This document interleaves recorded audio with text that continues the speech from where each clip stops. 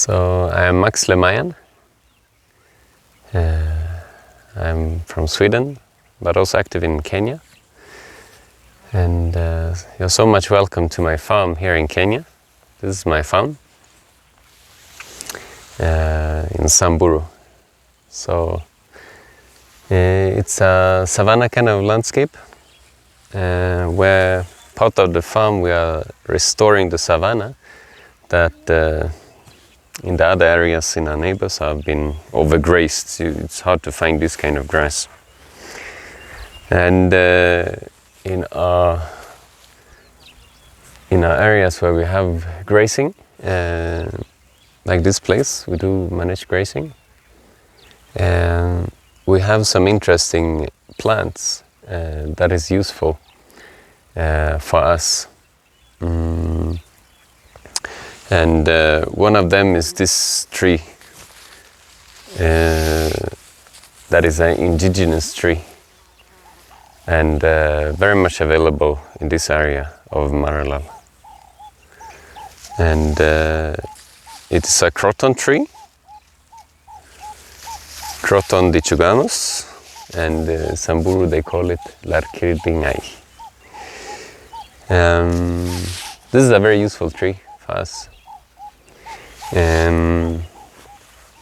It is useful in a few ways. It has medicine. It has very strong sticks for walking, for fencing. It has flowers for bees.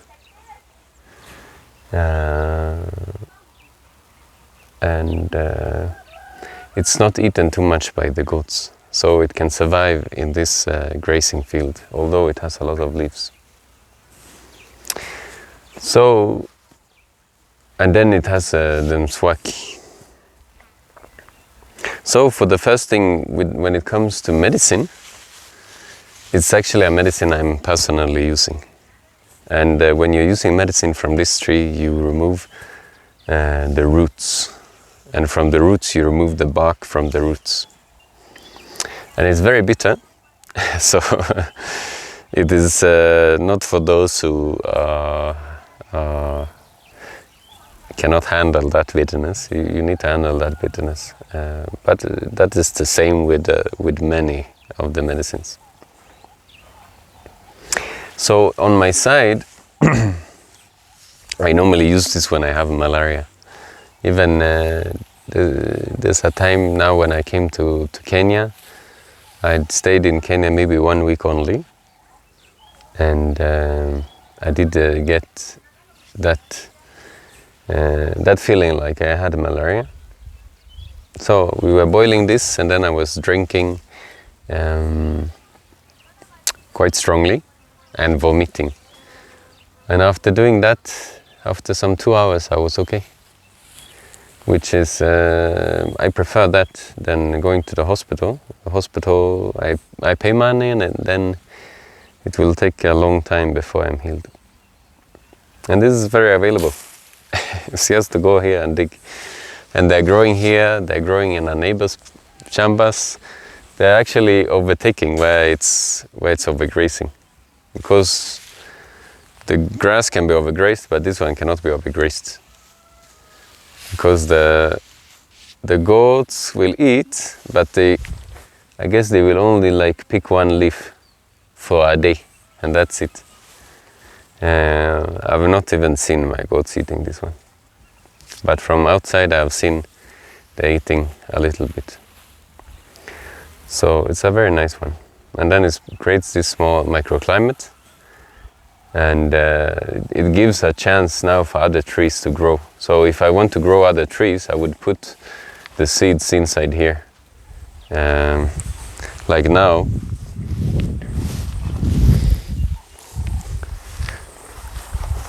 Like now, the marguet. If I plant this one you just plant with the Croton. This is another Croton, Croton megalocarpus. If you plant this in this chamber on its own, it will be eaten now by goats and cows and whatever, and it will not survive. But if I drop it here,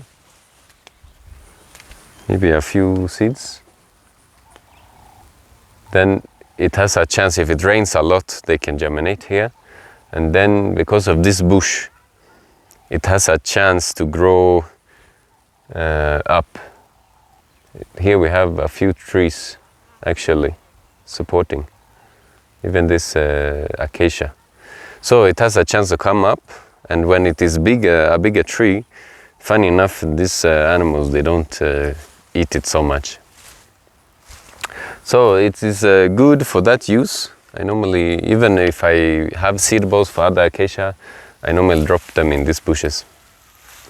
And that's what I've observed in nature, that this one comes faster because it's not eaten by the goats or even wild animals, but then birds will come to these trees, drop the seeds, and then you find other trees coming.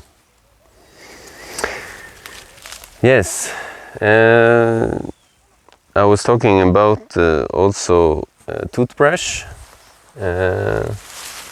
and for toothbrush you would like to find like a straight branch. Let me see, that is not too big, and then you will remove something like this.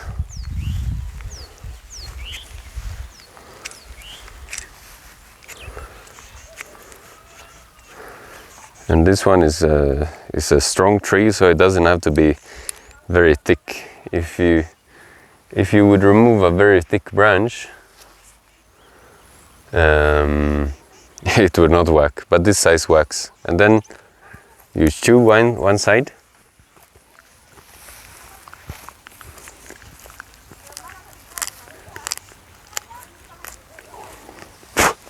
To make it soft, and then you can brush. And these are the toothbrushes that I enjoy.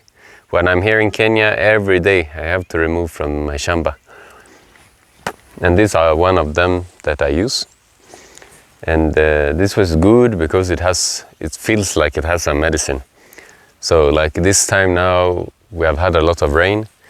There's some cold nights. So from that rain, I got some small flu. So when I have that, this one is nice. So it's something I have. And then we can look for a bigger stick.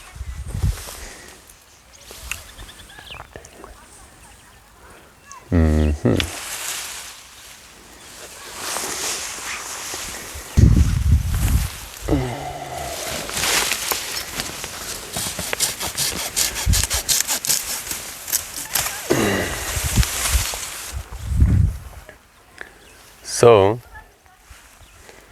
what we also do is, when we normally prune this tree, we can get sticks like this. And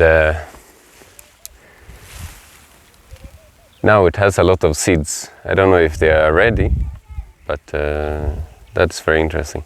But anyway, when we get something like this, we can now put it in a barbed wire fence to improve its strength. The barbed wire fence is good for cows, but it's not good for goats. It will not work. But when you add this feature, it will actually keep even the goats out. So we can go and see how we are doing it.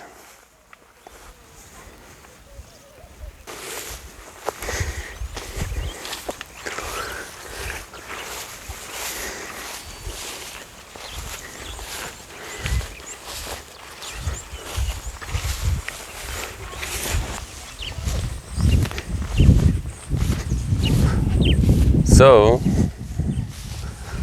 a fence like this one keeps the cows out.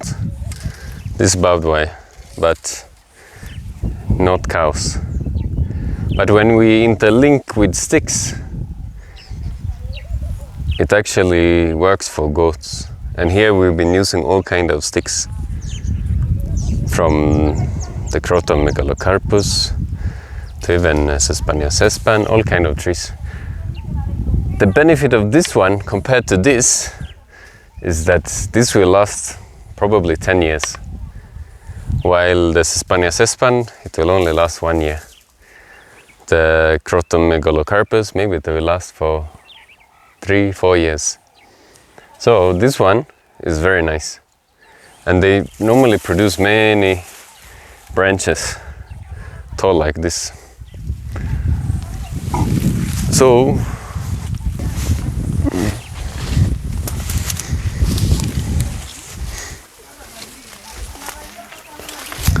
we normally put it in something like this, and then you use this kind of barbed wire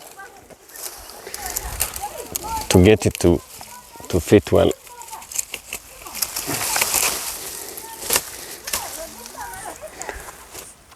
And then it also creates some privacy, and these leaves will now dry up like these ones to create now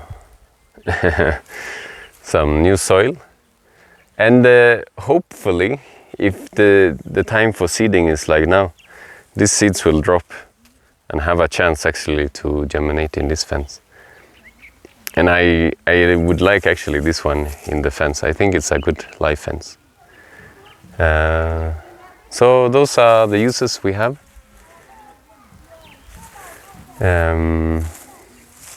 It's something we appreciate that we have it available. So I hope you learned something new about this larkirding'ai, Croton dichogamus.